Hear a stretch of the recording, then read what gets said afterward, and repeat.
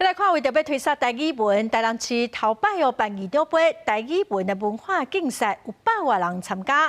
台南市的前教育局长是强调讲，母语的教育唔那只是校园的代志哦，家庭个社区嘛要做伙打拼，母语的传承才有希望。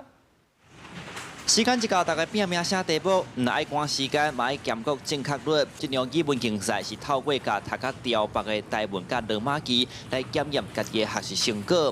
台南市台语文化班学会承办2场杯台语文竞赛，完全比较正式规格，分做语音字形甲题文写作2项，拢总有100多个参赛者，其中有80机会时段拼写学写台文字。都有在讲台语啦，吼。对啦，但是袂晓写，袂晓写，出来学好会晓写，较袂做青面牛。机会这议员会当联合来支持办一个台语文化的活动2场杯的经费来支持恁这个文化的推广。 主办单位讲，比赛是一个累积经验的过程，更加重要是带动母语的学习风气。虽然高中国中小这阵拢有台语课，不过前台南市教育局长认为，若真正要复正互相相敬，才是母语的正道。大人学台语是传承的关键。伊强调，台语教育唔那是校园的代志，家庭社区冇分。袂晓讲母语的囡仔，去学校，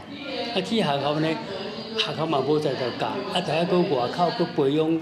或者母语的师资，安尼毋是办法。这个根本原因就是即阵的父母袂晓母语，无咧用，所以伊的囡仔无机会通去 practice， 通去 acquisition。所以就借这个机会，嘛当我互大家量的增加以外，佫有一个提升。所以毋茫讲达到民间，讲高手在民间，就伫台语文化班。台语文化班学会理事长黄良成讲。 目前文化班已经伫台南8个区传出去，台语唔单单是语言，更加是文化根。因希望大家拢有承担母语传承的责任，用行动来听他们的爸母话。记者苏台南采访报道。